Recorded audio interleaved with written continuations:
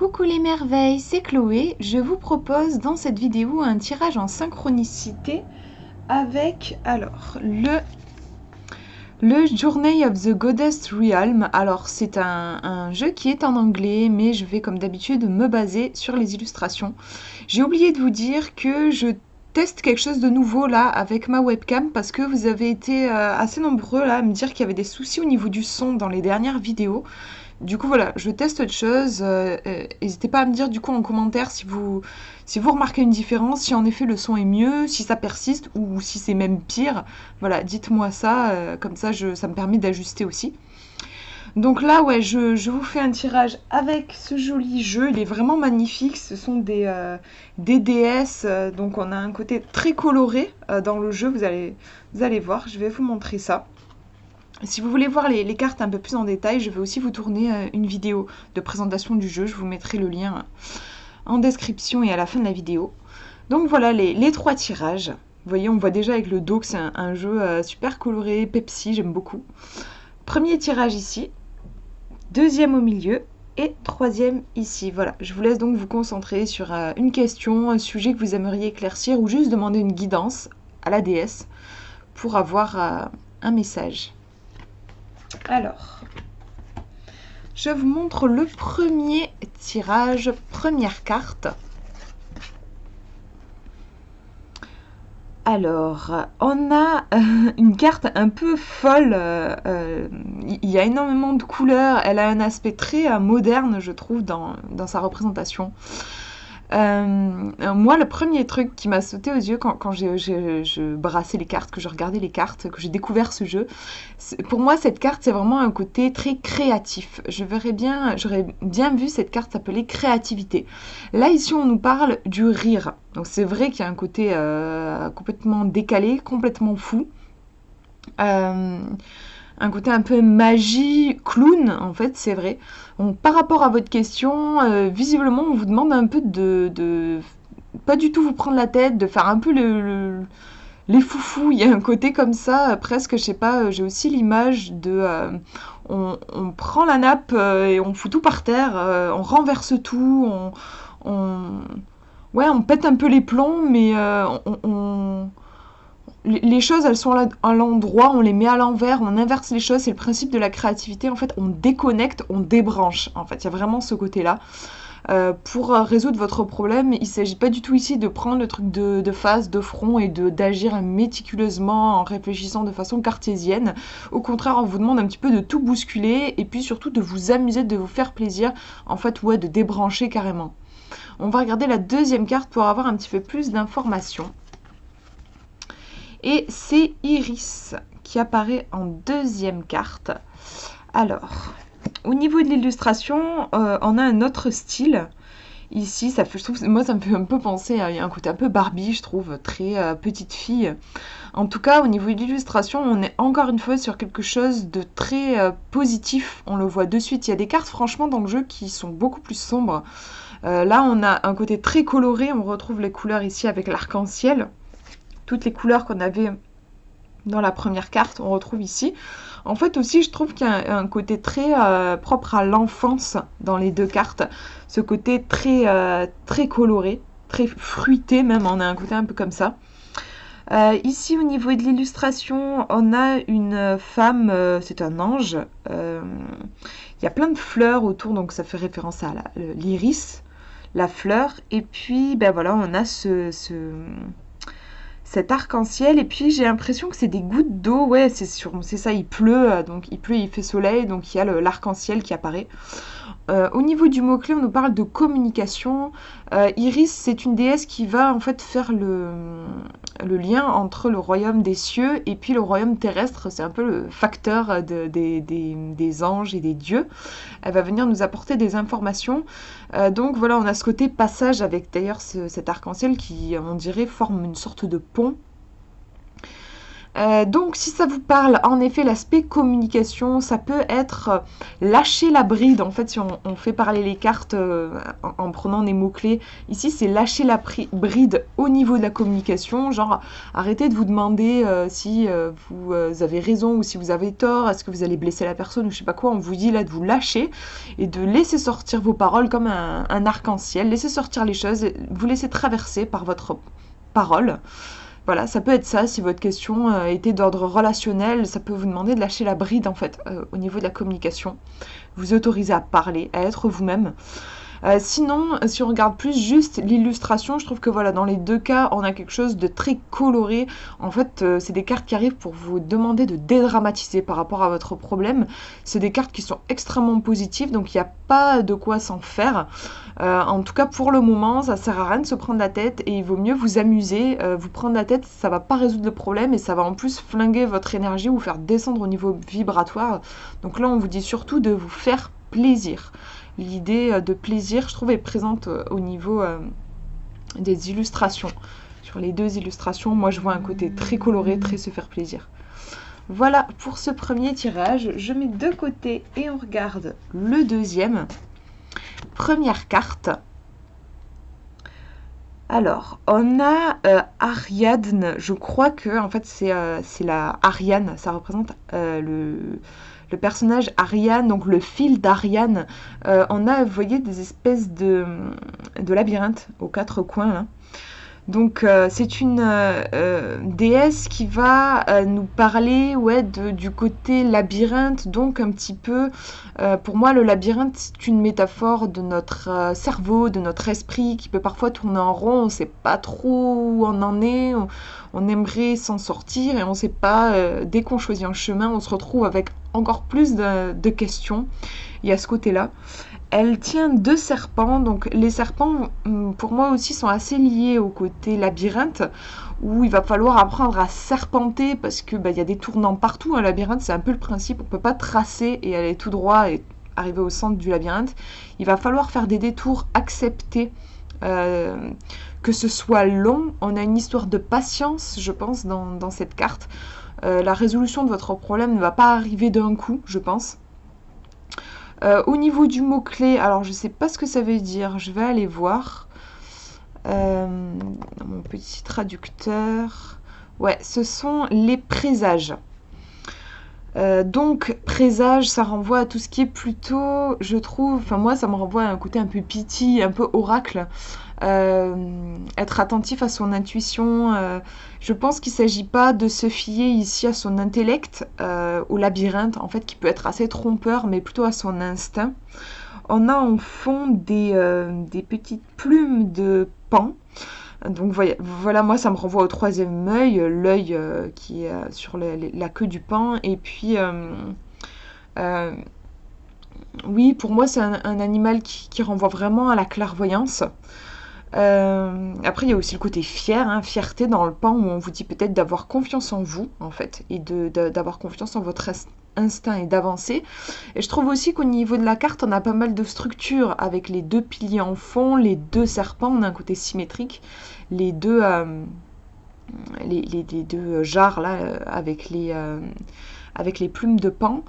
Donc peut-être c'est marrant parce que voilà, ça peut sembler contradictoire, à la fois le côté serpenté, les serpents qui vous demandent d'être souple, et en même temps on a cette structure qui arrive juste derrière les serpents. Il y a quelque chose, en fait, peut-être un équilibre à trouver entre souplesse et en même temps, si vous changez sans arrêt d'avis, vous n'allez pas réussir à trouver la réponse à votre question. Donc il y a un équilibre à trouver à ce niveau-là. On va regarder la deuxième carte pour avoir un petit peu plus d'informations. On a Hécate. Donc, c'est une déesse qui est liée à, je crois, j'avais fait des recherches en fait un petit peu sur elle, et c'est la lune, le côté sombre de la lune, plus le côté nouvelle lune en fait. Donc les aspects un petit peu sombres de notre personnalité, pas dans le sens négatif, mais dans le sens inexploré, on n'y va pas trop. On a comme un trou, là, une brèche dans un mur, donc tout noir. Donc voilà, on a cette idée de gros trous noirs, de flou, peut-être d'angoisse. Enfin, moi, je sais que j'ai un peu peur du noir, et quand on était petit, je crois qu'on a tous eu peur du noir. En tout cas, beaucoup d'entre nous. Donc voilà, il y a cet aspect peur qui est assez présent. Puis après, E4, c'est intéressant. On a encore, je trouve, un labyrinthe ici qui est en forme de cercle.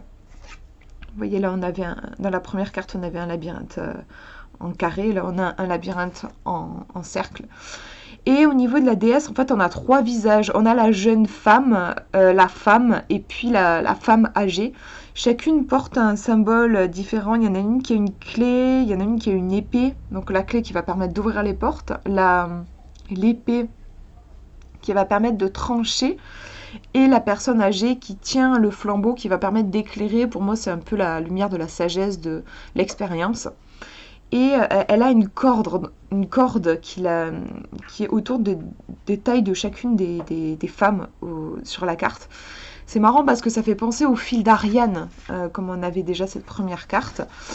Donc il y a l'idée, on nous parle de croiser des chemins. Vraiment, il y a un truc, si vous avez choisi ce tirage, ouais, il y a un choix à faire.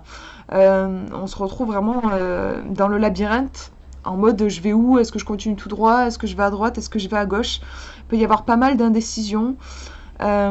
Ici, c'est une carte qui, par rapport à Ariane, qui je trouve nous demande un peu de tenir le fil et d'avancer en assumant ses choix tout en aussi se montrant un petit peu flexible. Ici, E4, elle va nous apporter, je trouve, un côté oser affronter ses peurs. C'est-à-dire que si on prend la métaphore du labyrinthe, peut-être que, je sais pas, il y a un minotaure, il y a un truc super flippant dans le labyrinthe, à un moment qui va vous bloquer le passage, et vous, naturellement, vous pouvez avoir la tendance à éviter cet endroit-là. Et en fait, E4, elle, je pense qu'elle vous dirait d'y aller, d'affronter ça. Peut-être qu'en fait, la solution, elle se trouve juste derrière le minotaure. Mais si vous fuyez sans arrêt, en fait, ce qui vous effraie, vous n'allez pas réussir à sortir du labyrinthe. L'idée du labyrinthe, en fait, c'est de nous mettre un petit peu face à notre ombre, à nos angoisses. Donc par rapport à votre question, je pense, j'y reviens, il y a une question de temps qui est important parce qu'il y a un truc au niveau psychologique, je pense, qui se travaille et ça prend du temps, ce genre de choses. Et il y a l'idée d'aller se rencontrer dans un espace qui n'est pas forcément évident, aller rencontrer ses peurs. Donc une certaine dose de courage, aussi de persévérance. En fait, je dirais courage et persévérance par rapport à votre question. Et je vous montre le dernier tirage, première carte. Alors là, je vais juste être incapable de prononcer le nom ici. C'est pas une déesse que je connaissais. Je suis allée faire quelques recherches sur elle.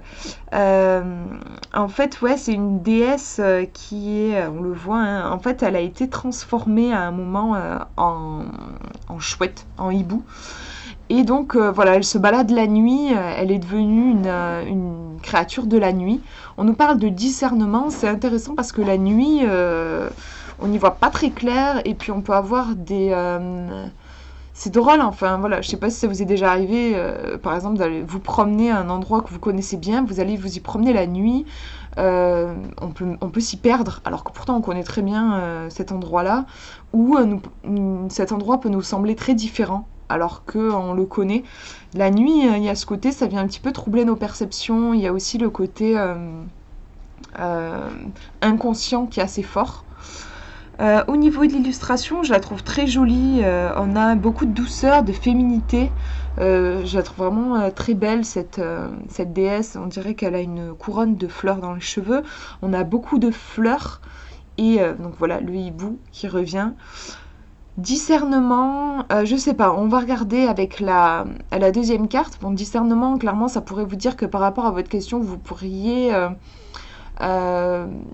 peut-être, comment dire, être d'emblée fixé sur un truc alors qu'en fait vous vous trompez. Il y a peut-être un manque de clairvoyance, comme je disais, la nuit, on peut avoir la perception qui est un petit peu troublée, donc peut-être par rapport à votre question qu'on vous demande de faire preuve de discernement, il y a peut-être que les choses ne sont pas aussi claires que vous le pensez, ou alors aussi figées. Enfin voilà, il y a peut-être quelque chose à revoir en fait à ce niveau-là.